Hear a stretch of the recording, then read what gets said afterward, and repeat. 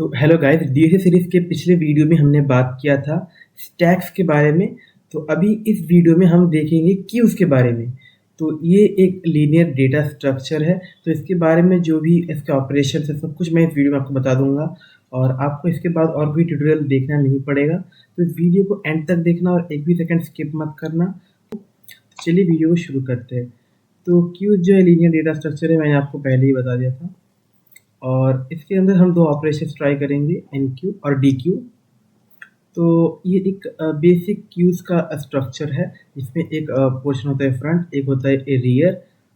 तो इसमें first in first out principle follow होता है। फर्स्ट इन फर्स्ट आउट का मतलब आप ऐसे समझो कि एक टिकट काउंटर है, तो उसमें जो पहले लाइन में लगेगा तो वो पहले लाइन से निकलेगा। तो इस तरह का है। तो यहाँ से ये लाइन में घुसा, ये लाइन आगे बढ़ा और ये यहाँ से निकला। ठीक है, तो दो रास्ते होते हैं।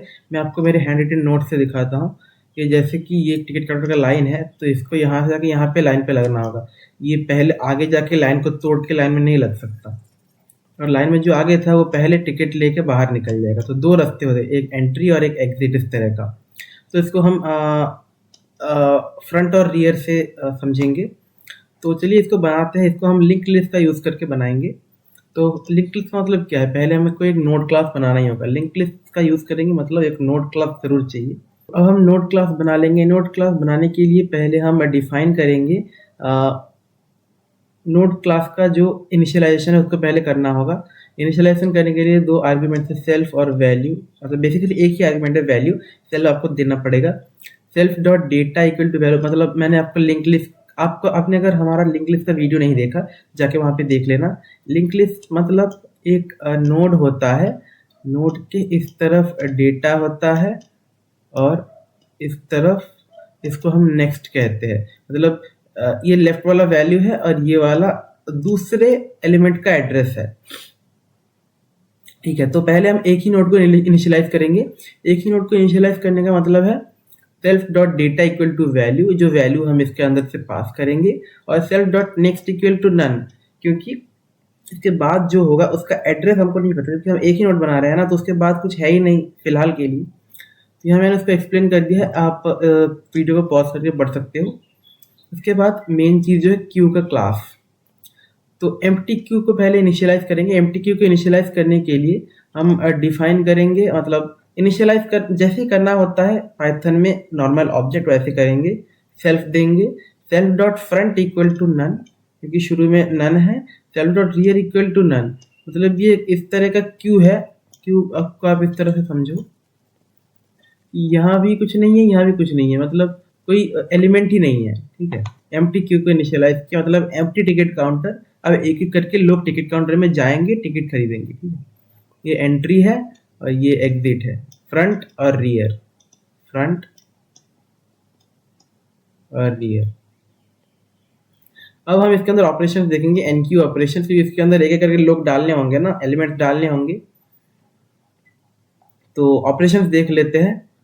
तो डेफ एनक्यू सेल्फ और वैल्यू, ये वैल्यू आर्गुमेंट ले रहा है। फिर हम एक नया नोड बनाएंगे जब हम इस नए नोड क्लास को कॉल करेंगे, मतलब पुराने नोड क्लास को कॉल करके नया नोड बनाएंगे। उसके अंदर से ये वाला वैल्यू पास करेंगे। फिर अगर देख सकते हो, अगर self dot rear, self dot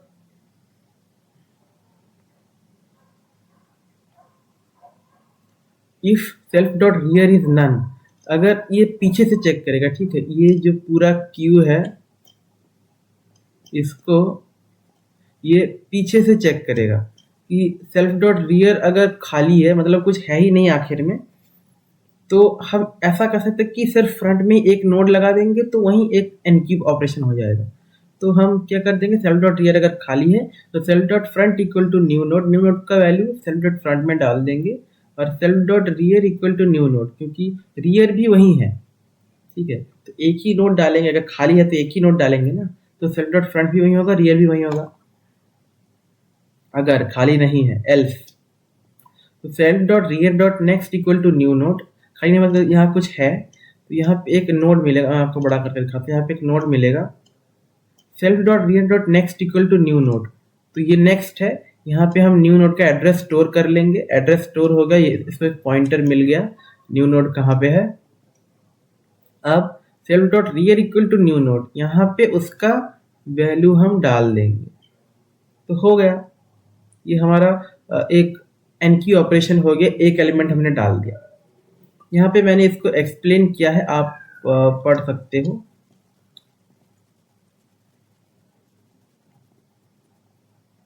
यहाँ पे एक्सप्लेनेशन है, यहाँ पे पूरा पढ़ सकते हो आप। वीडियो को पॉज करके पढ़ सकते हो, मैं स्क्रॉल कर जा रहा हूँ अभी। अभी हम डी क्यू ऑपरेशन देखेंगे। सोचो कि ये आपका क्यू है, तो इसके अंदर ये इसका एड्रेस यहाँ पे है, मतलब इसका एड्रेस इसके पास है, इस तरह से एक लिंक लिस्ट की तरह बना हुआ है। तो हम डी क्यू ऑपरेशन ट्राई करेंगे। तो इसमें हम आर्गुमेंट लगाएंगे if self dot front none है, फ्रंट अगर खाली है तो रिटर्न करो एम्प्टी, मतलब पूरा क्यू ही एम्प्टी है। अगर खाली नहीं है तो टेम्पररी वेरिएबल वैल्यू के अंदर वैल्यू के अंदर इसका जो डेटा है हम डाल देंगे, ताकि हमको मतलब बाद में ट्रैक करने में सुविधा हो। डाल दिया।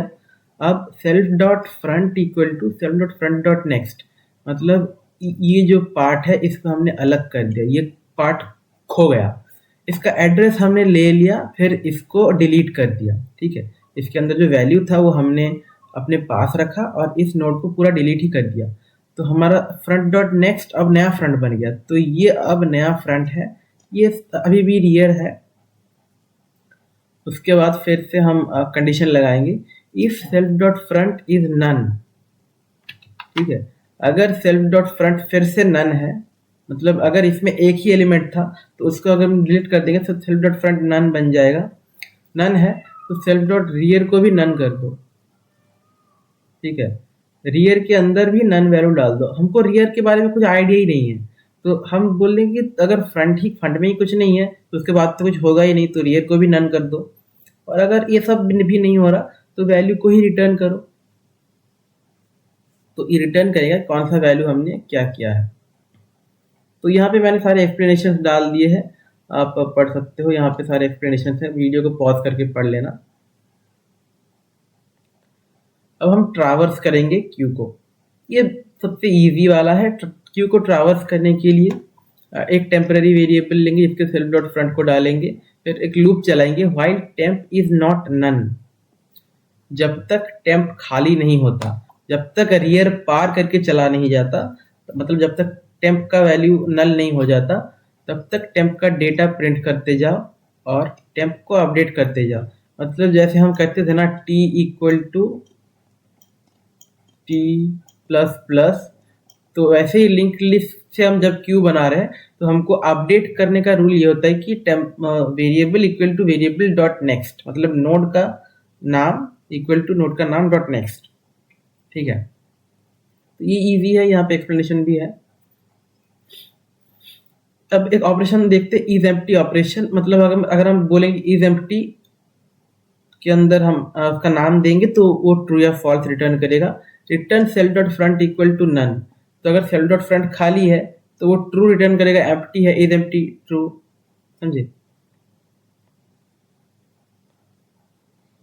इसके बाद हम साइज ऑपरेशन देखेंगे। साइज ऑपरेशन के अंदर एक फंक्शन बनाएंगे, एक टेम्पररी वेरिएबल ले लेंगे जिसमें हम फ्रंट का जो वैल्यू है स्टोर कर लेंगे, एक काउंटिंग वेरिएबल लेंगे जिसको हम 0 से इनिशियलाइज करेंगे, फिर व्हाइल लूप चलाएंगे, फिर देखिए कि मतलब हम कंडीशन लगाएंगे टेम्प इज नॉट एम्प्टी।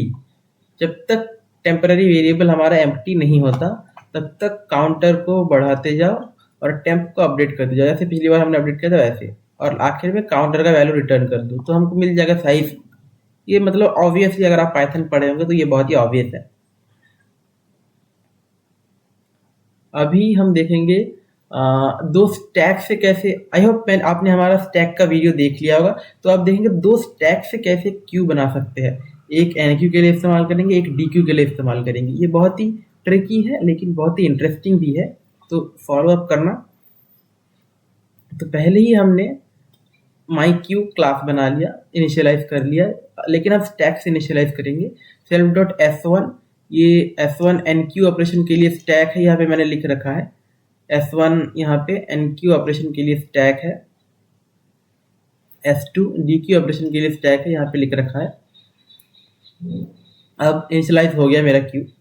अब पुश ऑपरेशन करेंगे, ठीक है। पुश सेल्फ और एक्स लेंगे, मतलब जो भी हमको पुश करना है, जो नया value, self dot S1 dot append. तो S1 पहले स्टैक के अंदर हमारा एक्स अपेंड हो जाएगा। स्टैक्स मतलब आप जानते ही होंगे, उसके अंदर मतलब जो आखिर में जाता है वो आखिर में ही निकलता है, फर्स्ट इन लास्ट आउट इस तरह का, या फिर लास्ट इन फर्स्ट आउट इस तरह का आप सोच सकते हो। तो अपेंड कर दिया तो S1 में एक एलिमेंट घुस गया। अब पॉप ऑपरेशन जब करेंगे तो S1 में जो एलिमेंट घुसा, सोचो कि 1 2 3 4 एलिमेंट घुसा, तो हम जब पॉप करेंगे अगर S1 से ही कर देंगे तो ये आखिरी वाला निकलेगा, लेकिन हमको क्यू में आखिरी वाला पॉप नहीं करना है, वो क्यू में अंदर वाला पॉप करना है। तो हम क्या करेंगे कि एक दूसरा क्यू जो S2 है, समझो कि S1 है, ये S2 है, तो हम इसके हर एक एलिमेंट को पहले इसके अंदर डालेंगे, ठीक है। ऐसे ऐसे करके इसके अंदर सारा एलिमेंट डालेंगे तो हमारा क्यू कैसा दिखेगा, ये जो समझो कि यहाँ पे 1 था तो 1 यहाँ पे सारा डालने के बाद यहाँ आखिर में आ जाएगा। तो हम सेकंड स्टैक से पॉप कर देंगे, तो हमारा फर्स्ट एलिमेंट पॉप हो गया, क्यू का कंडीशन सेटिस्फाई हो गया। तो इसको हम ऐसे लिखेंगे, पॉप सेल्फ देंगे, फिर अगर सेल्फ डॉट S2 खाली है, अगर सेल्फ डॉट S2 खाली है तो लूप चलाएंगे सेल्फ डॉट S1 जब तक self dot S2 dot append, ठीक है। S1 से एक एक, तो ये देखो S1 से self dot S1 dot pop, तो सेल्फ डॉट S1 से हम एक पॉप करेंगे, इसके अंदर डालेंगे, ठीक है। अपेंड भी है, पॉप भी है, तो सेल्फ डॉट S1 से पॉप करेंगे, S2 के अंदर डालेंगे, S1 से पॉप करेंगे, S2 के अंदर डालेंगे। पॉप मतलब क्या, पाइथन का लिस्ट में पॉप होता है, आखिरी एलिमेंट को पॉप कर देता है, तो इस तरह से है। रिटर्न कर देंगे self dot S2 dot pop, ठीक है, तो आखिरी एलिमेंट पॉप करके रिटर्न कर देगा S2 का। तो ये बहुत ही इजी, अगर आप इंट्यूटिवली समझोगे तो आपको पूरा चीज अच्छे से समझ आ जाएगा। पीक ऑपरेशन, हमको आखिरी एलिमेंट पीक करना है, देखना है। तो पीक करने के लिए मतलब टॉप मोस्ट एलिमेंट पीक करना है, तो अगर सेल्फ डॉट S2 खाली नहीं है और अगर सेल्फ डॉट S1 भरा है तो self dot S2 dot append, मतलब सेम ही है, अपेंड करोगे लेकिन उसका -1 वाला आखिरी वाला एलिमेंट को आप दिखाओगे। मतलब ये जो टॉप मोस्ट एलिमेंट है, मतलब ये जो आखिरी वाला एलिमेंट है उसको आप दिखाओगे यहाँ पे। एम्प्टी ऑपरेशन, एम्प्टी, ठीक है, ये एक बूलियन डेटा टाइप है, ये सब डेटा टाइप को दिखाने के लिए है, ये सिर्फ रीडेबिलिटी बढ़ाने के लिए। रिटर्न करेंगे सेल्फ डॉट S1 का लेंथ अगर 0 है, मतलब खाली हो चुका है S1, और सेल्फ डॉट S2 का लेंथ भी 0 है, तो एम्प्टी हो गया ना। तो हम जब करेंगे कि दिस डॉट एम्प्टी, तो इस तरह से, तो ये ट्रू या फॉल्स रिटर्न करेगा। एग्जाम्पल यूजेज यहाँ पे दिया हुआ है, हम मतलब स्टैक से जो क्यू बना है उसके हिसाब से करेंगे।